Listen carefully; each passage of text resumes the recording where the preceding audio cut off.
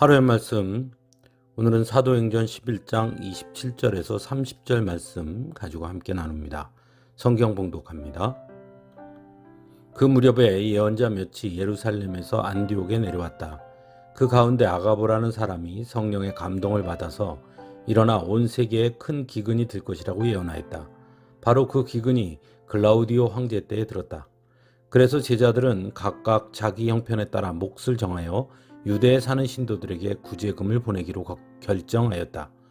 그들은 그대로 실행해서 바나바와 사울 편에 그것을 장로들에게 보냈다. 아멘. 한때 교회는 믿음과 행함에 관한 논쟁을 벌인 적이 있습니다. 그래서 종교개혁자 루터는 야고보서를 지푸라기 서신이라고 비판했습니다. 왜냐하면 야고보서는 행함을 강조한다고 생각했기 때문입니다.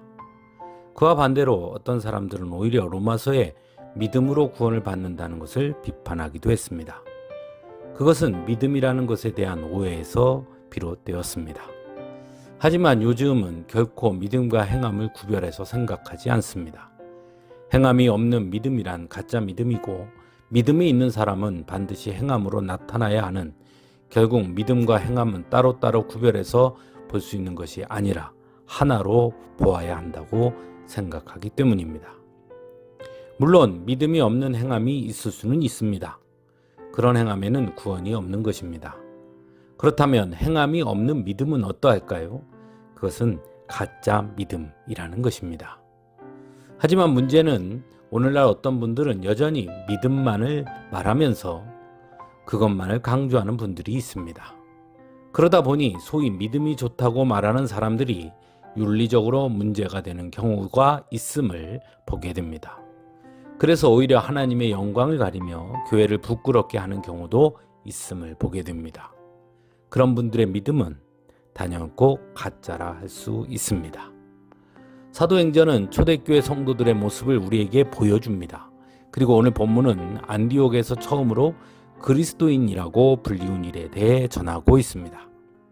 스데반에게 가해진 박해로 인해 예루살렘 교회 성도들은 흩어지게 되었고, 결국 안디옥에까지 이르러 말씀을 전하게 됩니다.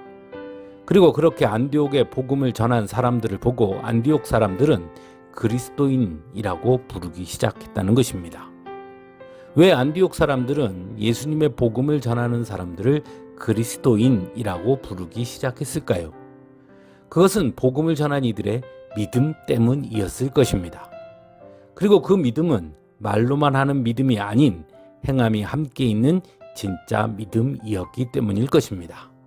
그것을 오늘 본문은 전하고 있습니다. 글라우디오 황제 때 온 세계에 기근이 듭니다. 그러자 제자들은 각각 자기 형편에 따라 몫을 정하여 유대에 사는 성도들에게 구제금을 보내게 됩니다. 즉 제자들은 유대에 사는 성도들을 먼저 생각하고 그리스도 안에서 그들 역시 한 형제라는 것을 단지 말로만 한 것이 아니라 구제라는 행동으로 실천했다는 것입니다. 사랑하는 성도 여러분, 믿음은 말로만 하는 것이 아닙니다. 믿음은 반드시 그에 대한 행동으로 나타나야 하는 것입니다. 초대교회 성도들처럼 말입니다. 그래서 믿음은 어려운 것입니다. 하지만 어려워도 좋은 믿음, 바른 믿음, 건강한 믿음의 사람들이 되기 위한 노력을 포기해서는 안 되는 것입니다. 왜냐하면 믿음이 없이는 우리는 결코 하나님 나라를 유업으로 얻을 수 없기 때문입니다. 한 주간의 찬양을 통해 함께 은혜 받기를 바랍니다.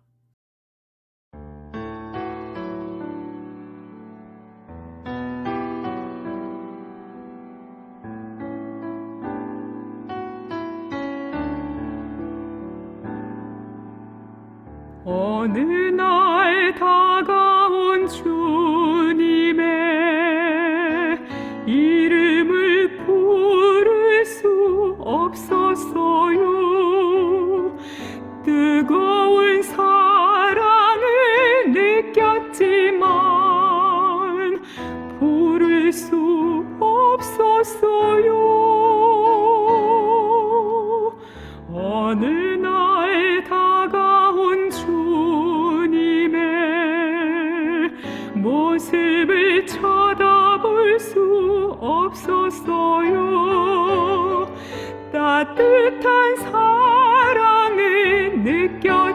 느꼈지만 바라보지 못했어요.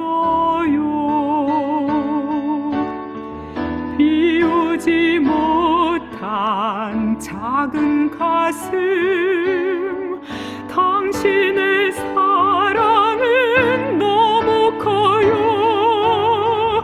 부서지고 낮아져도 당신 앞에 설 수 없었어요. 오늘도 찾아온 주님의 이름을 불러봅니다.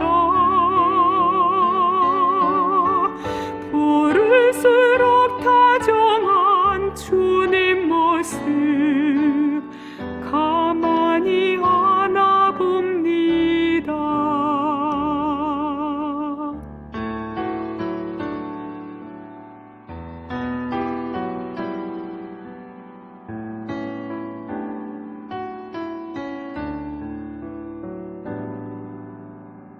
어느 날 다가온 주님의 모습을 쳐다볼 수 없었어요. 따뜻한 사랑을 느꼈지만 바라보지 못했어요. 비우지 못한 작은 가슴, 당신